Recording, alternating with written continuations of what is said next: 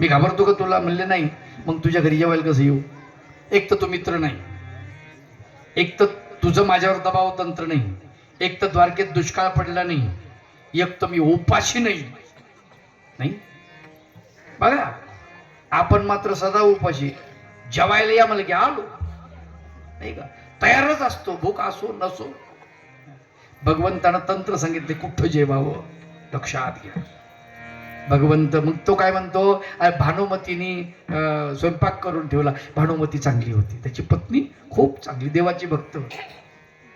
भानुमतीने स्वयंपाक करून ठेवला देवा, आणि तेवढ्यासाठी या म्हणले तुम्ही आमच्याकडे. तिच्या आग्रहा खातर देवाला वाटलं ठीक आहे जावं.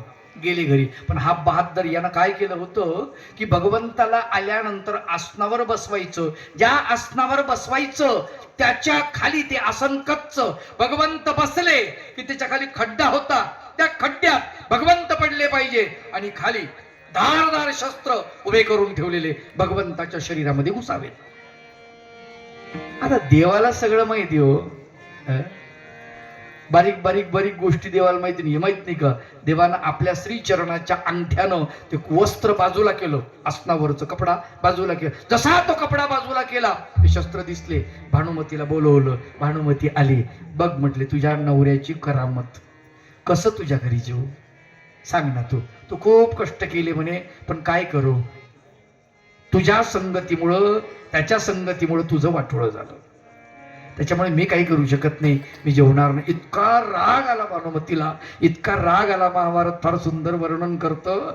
भानुमती एवढी चिडली, एवढी चिडली, ती म्हटली माझ्या पतिव्रतेच्या धर्मानं, माझ्या पतिव्रतेच्या धर्मानं जर मला परवानगी दिली तर मी आत्ताच्या आत्ता तुझं शिर धडा वेगळं करेल म्हणले.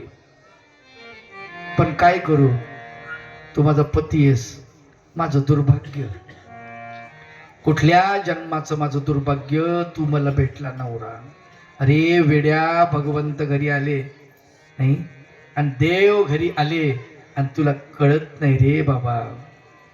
देव आले माझ्या घरी, देव आले माझ्या घरी, देव आले माझ्या घरी, देव आले माझ्या घरी. माझ्या झोपडीच्या दारी, माझ्या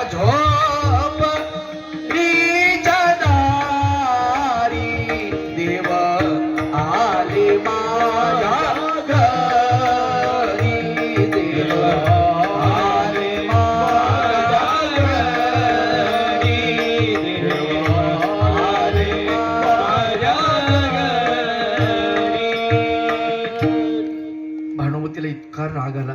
तुम्हाला एक माहिती म्हणून सांगतो, भानुमती प्रचंड ताकदवान होती बरं का. दररोज भानुमती आणि भीम यांची शयन कक्षात जाण्याच्या अगोदर कुस्ती व्हायची. काय व्हायची? भानुमती आणि दुर्योधन. भानुमती दुर्योधनाला असा उचलायची, दान दिशी आदळून द्यायची पाठीवर, मग झोपायला जायची. दररोज एवढी ताकद होती तिच्यामध्ये, भानुमतीमध्ये. देवाची भक्त. वाईट वाटलं तिला. भगवंत तडक निघाले तिथून. किरण खाय खळाची, प्रभू विदुराच्या बक्षितो चिकण्या, आवडतीच्या सुपाऱ्या, रोट्या परड्या, नव्या जुन्या चिकण्या. काका चालले समोर, विदुर काका. मनामध्ये कल्पना आहे, देव आपल्या घरी आले असते बरं झालं असतं, पण देव आपल्या घरी कसे येतील, आपण दरिद्री दळभद्री असे जन्मलेलो, आपल्या घरी काहीच नाही, नाही का. कोण आहे हा? कोण आहे? प्रधानमंत्री आहे. कोण आहे? हिंदुस्थानचा प्रधानमंत्री आहे, पण याला काय राहायला घर आहे, झोपडी आहे. या झोपडीमध्ये तो राहतो.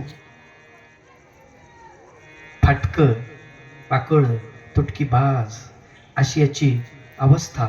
एकच ड्रेस आहे, राजवस्त्र. ते वस्त्र दरबारातून निघालं की तिथंच काढून ठेवतो, डोक्यावरचं मुंड असं वगैरे काय, आणि आपलं धोतर नेसतो आणि आपल्या धोतर नेसून आपल्याकडे येतो घरी, असा माणूस. हे गिरधारी वाके बिहारी दुखियों का उद्धार करो। हे गिरधारी वाके बिहारी दुखियों का उद्धार करो।